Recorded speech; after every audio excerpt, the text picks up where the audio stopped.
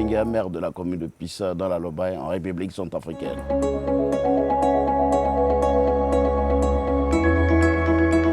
Mais toutes nos félicitations, parce que nous avons vu que le gouvernement a fait de gros efforts. Il y a eu les écoles qui ont été réhabilitées, il y a eu les centres de santé, il y a eu également un grand champ de maïs qui a été fait au niveau de Berengo, de 70 hectares. Donc il y a eu de grands travaux qui ont été réalisés dans la commune de Pissa ici. Et d'abord, vous parlez de RCPCA, mais moi je vous parlerai qu'on doit commencer par la sécurité d'abord. Parce que c'est la sécurité qui intéresse le peuple centrafricain aujourd'hui. La commune de Pissa est la seule qui a reçu le chef de l'État, le professeur Faustin Archange Touadéra, pour l'arrivée des Russes, les instructeurs russes. Parce qu'on parle de la politique de la République centrafricaine. Et les instructeurs russes étant à Pissa, plus précisément à Berengo, c'est là où ils ont eu à former 12 promotions des FACA. Et ce sont ces FACA qui aujourd'hui, avec l'appui de nos partenaires russes et rwandais, c'est eux qui ont fait des efforts pour que la paix revienne progressivement en Centrafrique. Donc, on doit parler de ça d'abord, avant de descendre un peu sur les différents projets qui ont été réalisés. Il y a eu des forages qui ont été réalisés dans la commune. Et on voit même au niveau de Bosongo Café, il y a l'adduction en eau hydraulique là-bas, donc ça a été fait. Ça, c'est le RCPCA. On a vu beaucoup de choses qui ont été réalisées. Nous sommes entièrement contents. Il n'y a pas longtemps encore, aujourd'hui, vous voyez, il y a une mission qui est arrivée. Et cette mission veut aider à la réinsertion des enfants de la rue. Donc le projet qui était mis en veilleuse, ce projet, peut-être dans quelques mois, va essayer de voir le jour. Et on veut faire de Pissa un site pilote. La construction des maisons pour les enfants de la rue, prendre en charge les personnes de troisième âge, aider les pauvres, faire beaucoup de choses. Et même le corridor Bangui-Brazzaville-Pissa est retenu dans ce projet comme le grand carrefour. Cela veut dire qu'il y a des gros efforts qui ont été faits et les bénéficiaires, c'est la population de la commune de Pissa. Donc vraiment toutes nos félicitations au gouvernement, toutes nos félicitations à tout ce qui se fait dans la localité.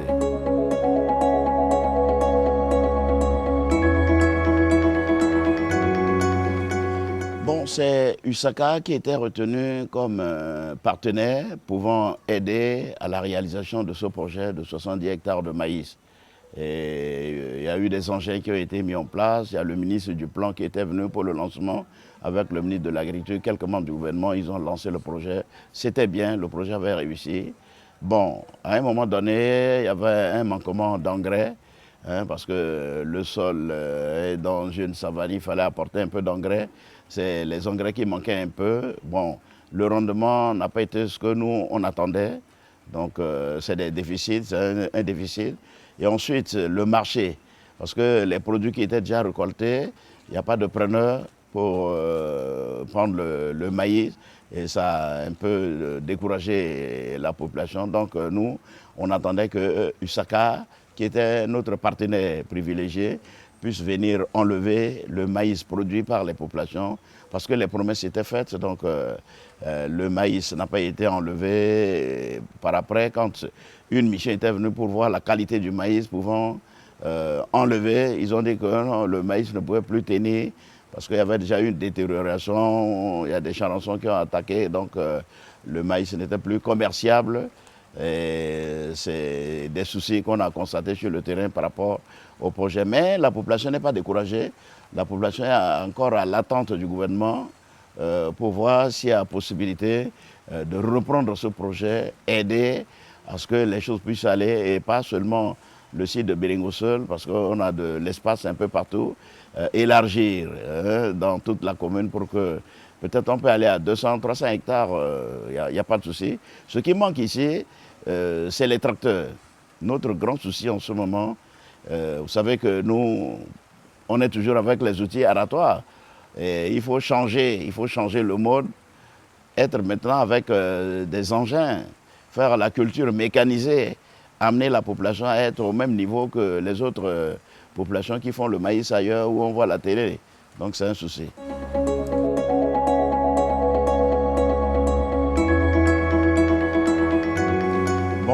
les centres de santé ont reçu des panneaux solaires, des équipements modernes. Il y a eu des congélateurs qui ont été donnés pour conserver les vaccins. Donc on peut commencer par Kapou, Centrapalme, Yakasakolo, Pissa Centre ici, Beringo, Bobangue, tout ça. Donc les centres de santé ont été équipés.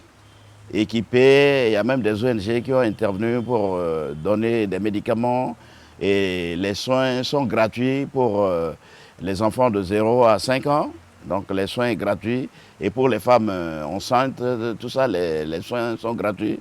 Donc en matière de santé, il y a eu une forte amélioration qui a été faite parce que, comme vous le savez, le lancement de la couverture sanitaire universelle a eu lieu ici à Pissa en avril 2019 et c'est le chef de l'État qui était même venu faire ce lancement. Donc ça a apporté un fruit. Donc la santé de la population, il y a eu une amélioration qui se fait. Et au niveau du centre de santé de Pissa, il y a l'agrandissement même de la maternité. Il y a les toilettes qui ont été construites. Et là, tout est bien équipé. Donc c'est des progrès que nous apprécions.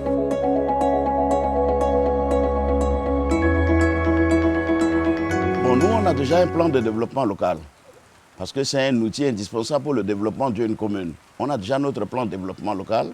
Ce qui nous intéresserait plus, c'est de mettre à votre disposition le plan de développement local. Parce que les besoins des populations sont là-dedans.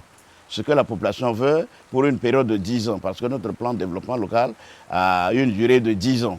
2019 à 2029. Donc pour la Lobaye, il doit y avoir au moins 4 à 5 communes qui ont leur plan de développement local.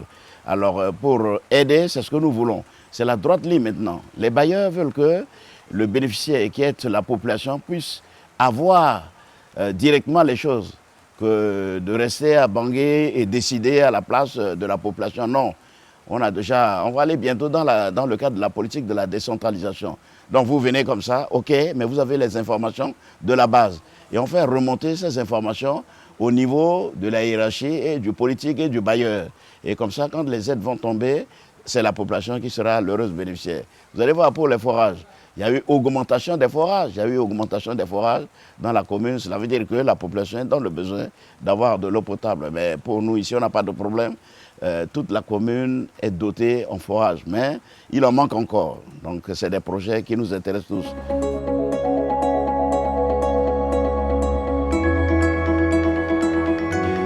Non, ça a été... Le RCPC a fait un très bon projet. Et les financements ne sont pas tous arrivés parce qu'on suit les choses également.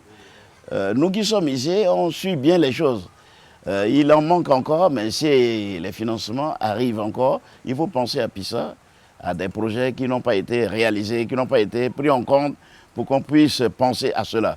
Vous voyez par exemple, en ce qui concerne l'éducation, les enfants quittent Pissa pour aller à Beringo, pour le lycée. Alors que les 80% des enfants qui vont au lycée de Beringo viennent de Pissa, les 80%. Et pour l'instant, la mairie a mis un peu la main à la poche pour réhabiliter le lycée. Vous arriverez au lycée, vous allez voir que ça a été un travail de la mairie de Pissa. Alors donc nous, on veut la construction d'un collège au niveau de Pissa ici. Donc on a ce projet qui nous intéresse, un lycée au moins à Pissa. On a besoin de l'électricité. On a besoin de l'urbanisation de la ville. La ville est en train de devenir une grande ville. Alors les gens construisent d'une manière anarchique. Il faut aider la commune à ce qu'il y ait l'urbanisation de la ville. Il faut que les choses marchent. On a beaucoup de projets. Donc vraiment c'est des soucis.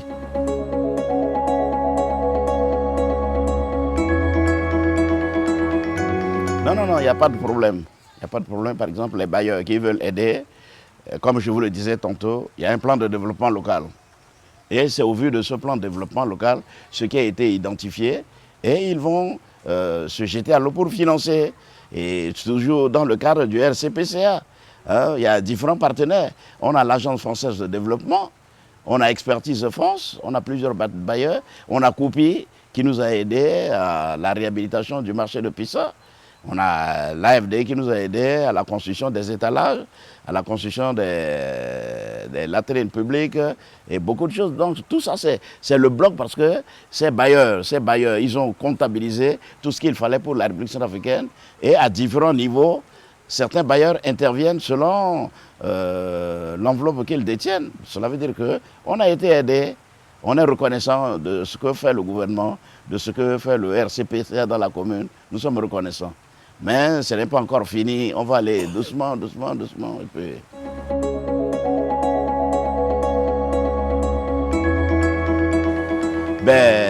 tous nos encouragements, tous nos remerciements au ministère du Plan. Le ministère du Plan fait de gros efforts. Ça, nous sommes reconnaissants de tout ce que le ministre du Plan fait. Et merci beaucoup aussi au gouvernement, merci au chef de l'État pour cet appui qui va dans l'intérêt maintenant de la population. Parce que la population se voit maintenant dans l'intérêt de ses propres besoins. Les besoins de la population sont pris en compte. Il n'est pas question d'aller de gauche à droite, mais il faut reconnaître qu'il y a des efforts qui se font. Comme le pays est tombé plus bas, ce n'est pas en un jour qu'on va résoudre tous les problèmes de Pissa. Parce que Pissa n'est pas la seule commune en Centrafrique. Nous sommes 176 ou même voire 180 communes. Et donc il y a trop de problèmes. Mais le peu que nous recevons, nous ne faisons que remercier le gouvernement, remercier les partenaires, remercier tous ceux qui ont mis la main à la poche pour nous aider, pour nous résoudre nos problèmes.